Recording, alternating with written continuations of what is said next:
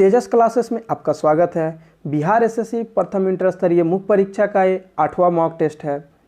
आगे बढ़ने से पहले दो खास बातें। पहला, ये लाइन आप सबको समर्पित। दूसरा, प्रत्येक प्रश्न के बाद आपको 5 सेकंड का टाइम दिया जाएगा, जिसमें वीडियो पॉज करके खुद से ट्राई करना है। आज का पहला प्रश्न है, मर्रे नदी कहाँ बहती है? तो मर्रे नदी ऑस्ट्रेलिया में बहती है। ये देख लो, ये मर्रे नदी का फोटो है, आप सब इसको जूम करके देखो। अगला प्रश्न है, शिव समुद्रम पनबिजली योजना स्थित है। तो शिव समुद्रम पनबिजली योजना किस नदी पे स्थित है? तो ये कावेरी नदी पे स्थित है। और कावेरी नदी कहाँ पे बहती है? तो तमिलनाडु में। अगला प्रश्न है, निम्नलिखित में कौन कटनी में स्थित है? तो कटनी में क्या है? एक सीमेंट कारखाना, सबसे पुराना सीमेंट कारखाना भारत का। अगला प्रश्न है, भारत में सबसे निर्धन राज्य है।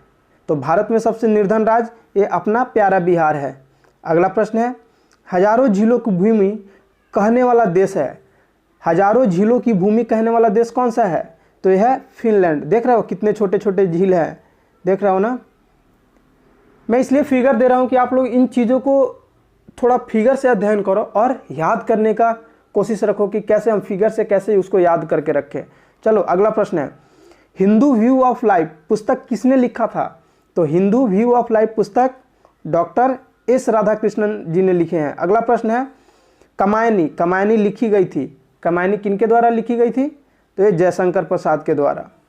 अगला प्रश्न है, आओ जनजाति संबंधित है। आओ जनजाति किससे संबंधित है? तो ये मेघालय से राज्य से। अगला प्रश्न है, विश्वनाथन आनंद कौन खेलते थे? तो विश्वनाथन आनंद शतरंज के मास्टर थे। अगला प्रश्न है, भारत में सर्वश्रेष्ठ शौर्य पुरस्कार है। तो भारत में सर्वश्रेष्ठ शौर्य पुरस्कार कौन है? परमवीर चक्र। 2 पुरस्कार है, पहला परमवीर चक्र, दूसरा अशोक चक्र। अब मैं बताता हूँ किस किस केस में दिया जाता है। परमवीर चक्र किस केस में दिया जाता है? जब युद्ध में वीरगति पाने पे, युद्ध में कोई अगर सैनिक वीरगति पाता है तो उसको परमवीर चक्र दिया जाता है। लेकिन अशोक चक्र किसको दिया जाता है? शांति काल में वीरगति पाने पे अशोक चक्र दिया जाता है। चलो अगला प्रश्न है, फर्नांडो कैलोर द मेलो किस देश के हैं? तो ये किस देश के हैं? तो ये ब्राजील के हैं। अगला प्रश्न है, मानव अधिकार दिवस मनाया जाता है। मानव अधिकार दिवस कितने तारीख को मनाया जाता है? तो ये 10 दिसंबर को मनाया जाता है। चलो मैं इसको याद करने का तरीका बताता हूँ कैसे याद होता है। देखो क्या है, मानव अधिकार का बात किया जा रहा है, यानी किसी आदमी का एक अधिकार है और उसको आप एक भी ना दो, उसको ठेंगा धरा दो, जीरो धरा दो, तो क्या हो जाएगा? क्या बोलेगा? मेरा अधिकार खत्म कर दिया। यानी कैसे बन गया? एक उसका अधिकार था, आप उसको एक भी नहीं दिए तो क्या हो गया? 0 हो गया, यानी 10 दिसंबर। चलो अगला प्रश्न है, एलिफेंट पास स्थित है। एलिफेंट पास कहाँ स्थित है? सबसे पहले तो देख लो एलिफेंट पास है क्या। देख रहे हो एलिफेंट का पास है, एलिफेंट लोगों का जाने का रास्ता। और यहाँ से देख रहे हो इस बस को कैसे धकेल के बाहर कर रहा है। तो ये एलिफेंट पास है, यह एलिफेंट पास है। कहाँ पे स्थित है? श्रीलंका में। चलो इसको मैप से देखते हैं। श्रीलंका का ये एयरपोर्ट है जिसको जाफना एयरपोर्ट के नाम से जानते हैं, और यहाँ पे एलिफेंट पास स्थित है। चलो अगला प्रश्न है, कौन यूरोपीय नदी ब्लैक फॉरेस्ट से निकलकर काला सागर में गिरती है? तो कौन सा नदी है? ये डैन्यूब नदी है। डैन्यूब नदी देखो यहाँ पे, देख रहे हो ना डैन्यूब नदी को, यहाँ काला सागर में आके गिर रही है। तो ये किससे निकलती है? Black forest. ब्लैक फॉरेस्ट से निकल के, ये ब्लैक फॉरेस्ट है, ब्लैक फॉरेस्ट से निकल के काला सागर में गिरती है। अगला प्रश्न है, किलिमंजारो पर्वत शिखर स्थित है। किलिमंजारो पर्वत शिखर कहाँ स्थित है? तो ये तंजानिया में स्थित है। देख लो सबसे जो बड़ा क्या है पिक, जो पर्वत शिखर है, सबसे बड़ा पर्वत शिखर कौन सा है? तो ये माउंट एवरेस्ट। ये दुनिया का सबसे बड़ा पर्वत शिखर है। और देख लो किलिमंजारो कहाँ है? किलिमंजारो कहाँ है? यहाँ पे है। किलिमंजारो का पोजीशन क्या है? तो विश्व में चौथा है। सबसे ऊंचा कौन सा है? तो ये माउंट एवरेस्ट है। चौथे नंबर पे किलिमंजारो। बाद बाकी 2 और 3 आप लोग देखो और इसका नोट्स बना लो। अगला प्रश्न है, स्थानीय पवन का एक उदाहरण है। स्थानीय पवन का कौन सा उदाहरण है? देखो ये पछुआ पवन, ये मानसून, ये सब क्या है? ये स्थानीय पवन नहीं है। कौन सा है? चिनूक। और चिनूक कहाँ का स्थानीय पवन है? तो यूएसए का है, रॉकी पर्वत के पास से निकलती है। चलो अगला प्रश्न है, गेहूं का सर्वाधिक प्रति हेक्टेयर उपज वाला देश है, कौन सा है? तो ये ऑस्ट्रेलिया है।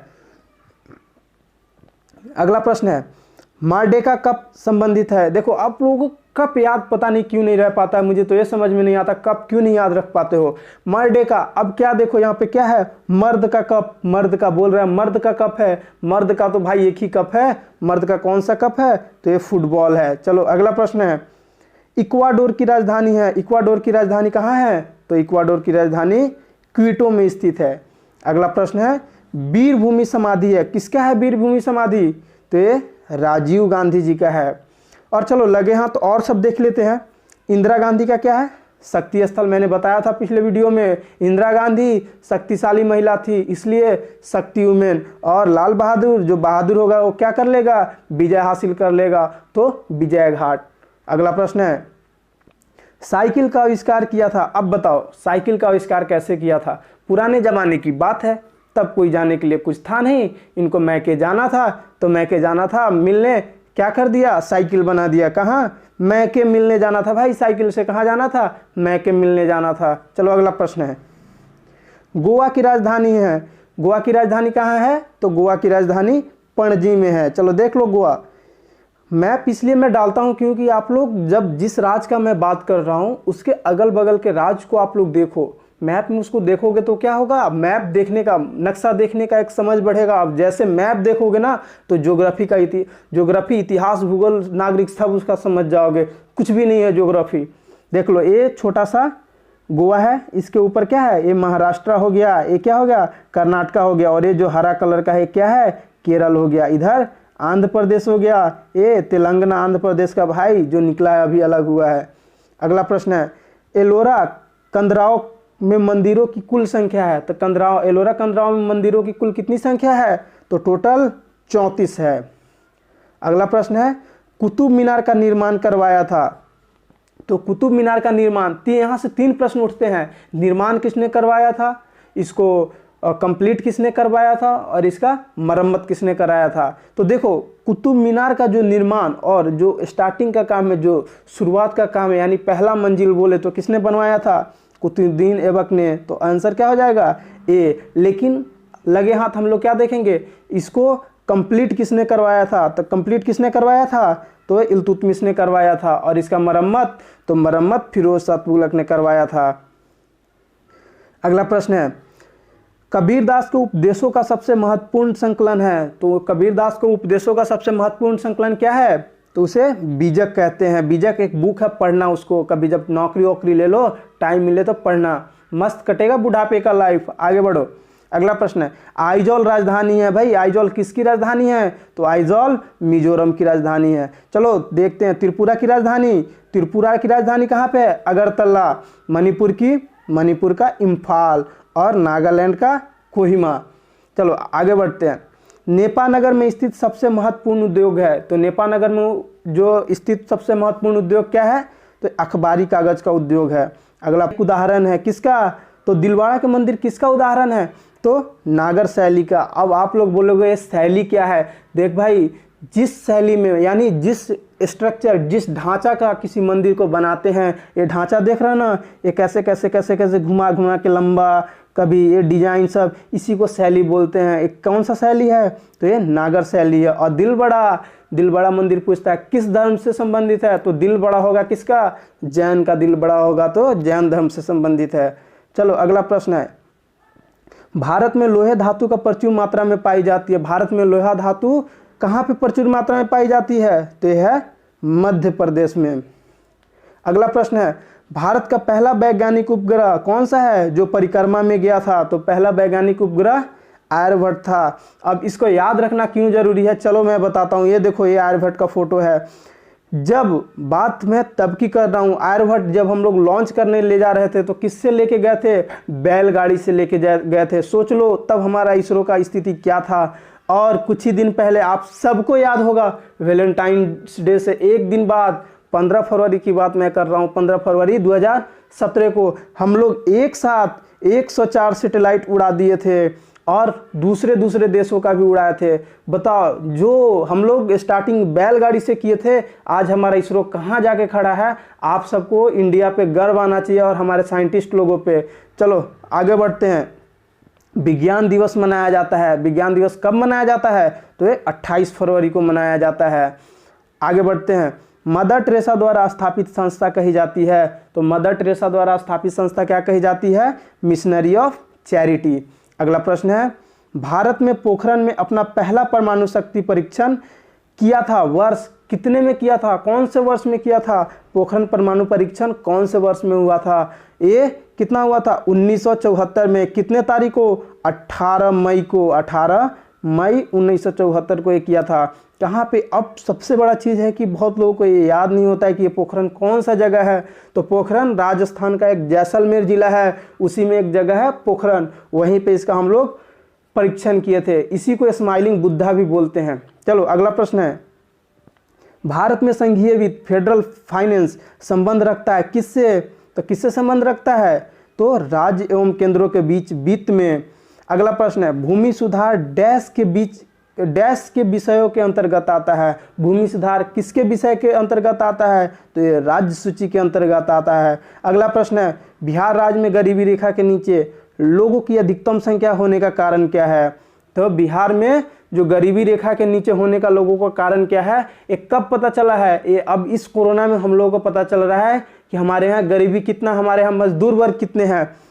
क्या कारण है इसके? तो भूमि सुधारों की असफलता। भाई आज तक भूमि सुधार ढंग से नहीं हुआ, जहाँ भी देखो आधा अधूरा भूमि सुधार होके रखा है। क्यों? क्योंकि यहाँ पे है ही नहीं। आप लोग कर्मचारी बन जाओ, ग्राम सेवक बन जाओ, जाके मस्त वाला काम करना और भूमि सुधार कंप्लीट कर देना। दूसरा, राजनीतिक इच्छा का अभाव। बिहार में जो भी राजनीतिक, अब ऐसे तो हम लोग एक से एक राजनेता दिए हैं, लेकिन बिहार के लिए जिसको भी चुने हैं उन सब ने बिहार को ठगने का काम किया है। श्रमिक वर्गों की अधिक संख्या होना। बताओ, सब लोग जब इतने विकास कर दिए होते तो यहाँ श्रमिक वर्ग होते? मैं बोलता हूँ कि अगर यहाँ पे जितने चीनी मिल है सबको स्टार्ट कर दिया जाए तो जो 30% मजदूर हैं लगभग सारे सेटल हो जाएंगे। क्या हो जाएगा? ऑप्शन डी आंसर हो जाएगा। चलो अगला प्रश्न है, निम्नलिखित में से कौन वित्तीय संस्था विश्व बैंक समूह से संबंधित नहीं है? कौन सा विश्व बैंक समूह से संबंधित नहीं है? IMF, इंटरनेशनल मॉनेटरी फंड जिसको बोलते हैं। चलो अगला प्रश्न है, डैश की सिफारिश पर बैंकों के ब्याज दर का विनियंत्रण आधारित है? किसके सिफारिश पर? तो ये नरसिम्हा कमेटी के सिफारिश पे आधारित है। चलो अगला प्रश्न है, समान रूप से मुद्रा नीति मॉनेटरी पॉलिसी का प्रधान लक्ष्य है। देखो मैं मॉनेटरी पॉलिसी पहले भी बता दिया था। क्या होता है मॉनेटरी पॉलिसी? सरकार का एक टूल्स है, सरकार का एक हथियार है, जिससे सरकार क्या करता है? इन्फ्लेशन और डिफ्लेशन में पैसे को कंट्रोल करता है। इन्फ्लेशन बोले तो पैसे का आज़ादी, तुम लोगों के पास पैसे बहुत हो जाएगा, और डिफ्लेशन बोले तो मार्केट में पैसे कम हो जाएंगे। तो क्या करता है? मुद्रा आपूर्ति का नियंत्रण करता है। ऑप्शन ए आंसर हो जाएगा। अगला प्रश्न है, गांधी जी किसे अपना राजनीतिक गुरु मानते थे? तो गांधी जी किसको अपना राजनीतिक गुरु मानते थे? गोपाल कृष्ण गोखले जी को। अगला प्रश्न है, सेन वंश का संस्थापक था। सेन वंश का संस्थापक कौन था? तो ये विजय सेन था। अगला प्रश्न है, बुद्ध चरित्र का लेखक है। बुद्ध चरित्र का लेखक कौन है? सबको पता होगा। बुद्ध भगवान किसके साथ निकले थे? अपने अश्व के साथ, अपने घोड़ा के साथ। अपने घोड़ा के साथ लिखे थे, तो बुद्ध चरित्र वहीं से याद रखना, अश्वघोष। चलो अगला प्रश्न है, जालियांवाला बाग हत्याकांड घटा था किस वर्ष में? 1919 में। कुछ ही दिन पहले यानी 2019 में हम लोग 100वां वर्षगांठ इसका मनाए थे। चलो अगला प्रश्न है, मुगल सम्राट अकबर का जन्म हुआ था। तो मुगल सम्राट अकबर का जन्म कब हुआ था? 15 अक्टूबर 1942 को हुआ था। अगला प्रश्न है, भारत का पहला अफगान शासक था। भारत का पहला अफगान शासक कौन था? तो ये बहलोल लोदी था। अगला प्रश्न है, भारतीय संविधान ने प्रावधान किया है, किसका प्रावधान किया है? तो एकल नागरिकता का प्रावधान किया है। अब बात करें द्वैध नागरिकता का, तो ये कहाँ है? ये अमेरिका का है, USA का है। चलो अगला प्रश्न है, संविधान में उद्घोषित मौलिक अधिकारों में संशोधन किया जा सकता है केवल, तो किसको हक है? ये पूरा संसद को पूरा पावर दिया गया है, वो मौलिक अधिकार में संशोधन कर सकता है। लेकिन अगर कोई छीन लेता है मेरा मौलिक अधिकार, तो हम किसके पास जाएंगे? हाई कोर्ट और सुप्रीम कोर्ट के पास जाएंगे। चलो अगला प्रश्न है, राष्ट्रपति अपना त्यागपत्र संबोधित कर सकता है? राष्ट्रपति जी को जब मन करे हम राष्ट्रपति के पद पे नहीं रहना चाहते हैं, तो किसको त्यागपत्र देंगे? वो उपराष्ट्रपति जी को दे देंगे। अगला प्रश्न है, आनंद मठ के लेखक है। आनंद मठ के लेखक कौन है? बंकिम चंद्र चट्टोपाध्याय। अगला प्रश्न है, प्रकाश संश्लेषण के समय उत्सर्जित गैस है, तो जो हम लोग लेते हैं वही वो प्रकाश संश्लेषण के समय पेड़ पौधे छोड़ते हैं, क्या है, ऑक्सीजन। अगला प्रश्न है ब्रायोफाइलम में नए पौधे का प्रवर्धन होता है मुख्यतः किससे, तो पत्ती से होता है। अगला प्रश्न है कौन सा विटामिन वसा में घुलनशील है, तो देखो सबसे पहले याद करो जल में घुलनशील विटामिन कौन कौन सा है, तो जल में घुलनशील विटामिन बी और सी है। विटामिन बी और सी किस में घुलते हैं, तो ये जल में घुलते हैं। अब देखो ऑप्शन में क्या है, बी और सी मैं बोला हूँ जल में घुलते हैं, क्या है, विटामिन B6 क्या है, जल में घुलेगा, नहीं होगा। विटामिन सी ये भी है, ये भी जल में घुलनशील है। विटामिन B1 ये भी जल में घुलनशील है। तो क्या हो जाएगा answer, option C vitamin A जो क्या है, ये वसा में घुलनशील है। अगला प्रश्न है ध्वनि का वेग सर्वाधिक होता है, ध्वनि का वेग सर्वाधिक किस में होता है, तो सबसे ज़्यादा ठोस में होता है, और सबसे कम गैस में होता है।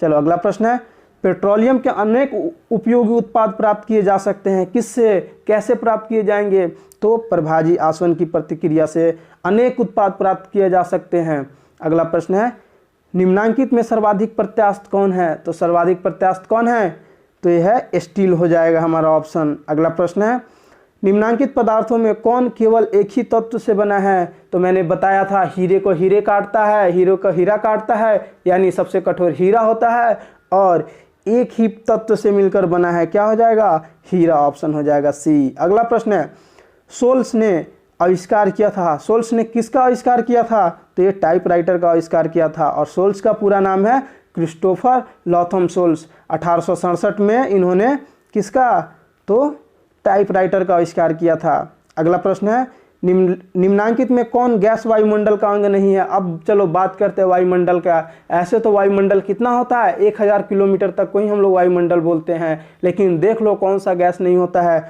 नाइट्रोजन, हाँ जी बिल्कुल है। बात करें किसका, कार्बन डाइऑक्साइड, तो ये भी है। क्लोरीन, तो क्लोरीन नहीं है, यही हमारा आंसर हो जाएगा। ऑक्सीजन तो है ही है, क्या हो जाएगा ऑप्शन, देखो ये क्लोरीन है ना, यही हमारा आंसर हो जाएगा। चलो मैं इसको ठीक कर दे रहा हूँ, क्या हो जाएगा, ये देख लेना ऑप्शन इधर उधर हो गया, क्लोरीन आंसर हो जाएगा। अगला प्रश्न है प्रोटीन ऊर्जा कुपोषण के कारण बच्चों में होने वाली प्रमुख बीमारी, तो देखो 2 बीमारी होता है प्रोटीन के कारण, एक होता है क्वाशियोरकर, दूसरा होता है मरासमस। दोनों याद रखना, बहुत इंपॉर्टेंट क्वेश्चन है। अगला प्रश्न है दूध में वसा धारिता कम हो जाती है कब, तो ये ग्रीष्म ऋतु में कम हो जाता है। अगला प्रश्न है मानव शरीर में सबसे प्रचुर तत्व मानव शरीर में क्या है, तो ये ऑक्सीजन है। अगला प्रश्न है प्रति 24 घंटे में एक वयस्क के शरीर में उत्पन्न होने वाले मूत्र की मात्रा कितना होता है, तो कितना होता है, ये 3 लीटर के आसपास होता है। चलो अगला प्रश्न है यदि आप एक समतल दर्पण की ओर 10 सेंटीमीटर प्रति सेकंड की गति से चलकर आते हो तो आपको छवि आपकी ओर किस गति से बढ़ेगी, तो किस गति से बढ़ेगी भाई, दुगुनी गति से बढ़ेगी। अगर आप 10 सेंटीमीटर पर सेकंड के गति से चल रहे हो तो आपकी छवि 20 सेंटीमीटर प्रति सेकंड की गति से चलेगा, आप 20 चलोगे तो 40 चलेगा। अगला प्रश्न है यदि वायुमंडल ना होता तो दिन की लंबाई क्या होती, भाई वायुमंडल रहे या ना रहे, दिन और रात की लंबाई अपरिवर्तित रहती। क्यों, क्योंकि हमारा देश का जो हमारा भारत देश बसा है उसका अक्षीय और देशांतरीय जो विस्तार है वो ऐसा है कि वायुमंडल रहे या ना रहे उससे कोई फर्क नहीं पड़ेगा। अगला प्रश्न है टेप रिकॉर्डर में प्रयुक्त होने वाला टेपों पर जिस पदार्थ का लेप होता है वो कौन सा पदार्थ होता है, तो वह है आयरन ऑक्साइड। अगला प्रश्न है निकटतम सितारे सूर्य के अतिरिक्त, अब बताओ निकटतम सितारे सूर्य के अतिरिक्त पृथ्वी से सबसे निकट कौन सितारा है, सूर्य है, और उसके बाद तो प्रॉक्सिमा सेंचुरी। तो प्रॉक्सिमा सेंचुरी से प्रकाश क्या पूछ रहा है, इनडायरेक्टली पूछ रहा है, प्रॉक्सिमा सेंचुरी से प्रकाश पृथ्वी तक पहुंचता है तो कितने दिन में पहुंचता है, तो इसको लग जाता है 4.2 वर्ष, 4.2 वर्ष लग जाता है इसको पृथ्वी तक पहुंचने में। आप सोच लो इसके बाद अल्फा सेंचुरी है उसको कितना साल लगता होगा। अगला प्रश्न है ध्वनि का डॉपलर प्रभाव नहीं होता है जब क्या होगा, ध्वनि का स्रोत पर्यवेक्षक से दूर हो जाएगा तो डॉपलर प्रभाव नहीं होगा। अगला प्रश्न है परमाणु की प्रभावी त्रिज्या है, परमाणु की प्रभावी त्रिज्या क्या है, तो 10⁻⁻15 होता है। अगला प्रश्न है रेडियो कार्बन तिथि निर्धारण विधि का प्रयोग होता है किस चीज़ के लिए, तो ये जीवाश्मों का आयु पता लगाने के लिए किस चीज़ का प्रयोग होता है, तो रेडियो कार्बन डेटिंग पद्धति का।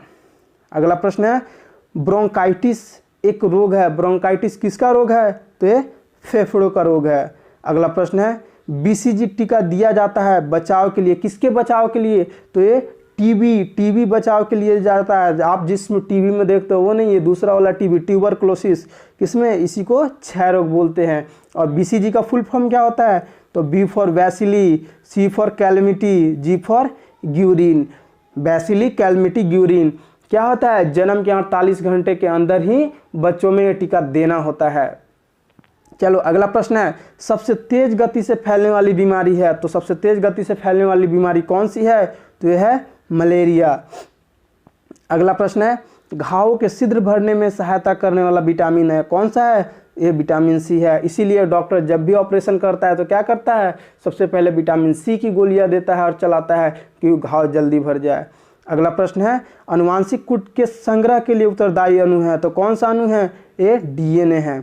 अगला प्रश्न है जब कोई व्यक्ति सोता है तो उसका रक्तचाप क्या होता है? जब सोता है तो उसका रक्तचाप घटता है। जब स्ट्रेस लेता है, जब आप बहुत सोचते हो तो रक्तचाप क्या होता है? बढ़ जाता है। अगला प्रश्न है जब कोई ठोस वस्तु पिघलती है तो क्या होता है? वह ऊष्मा का अवशोषण करती है। अगला प्रश्न है सड़क की रोशनी के परावर्तक साधारणतः होते हैं, क्या होते हैं? तो ये उत्तल दर्पण होते हैं। अगला प्रश्न है वात भट्टी से प्राप्त लोहे को कहते हैं, क्या कहते हैं? तो इसको ढलवा लोहा कहते हैं। अगला प्रश्न है पौधे का जनन अवयव होता है, पौधे का जनन अवयव क्या होता है? तो ये पत्ती होते हैं।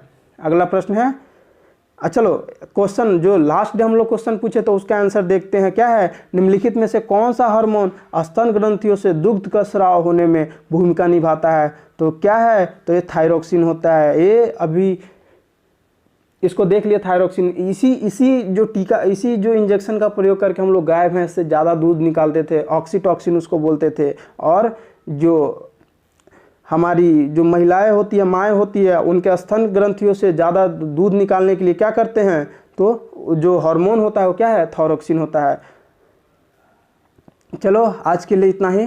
Thanks for watching. चैनल पे विजिट करते रहिए। कल मॉक टेस्ट 9 अपलोड किया जाएगा।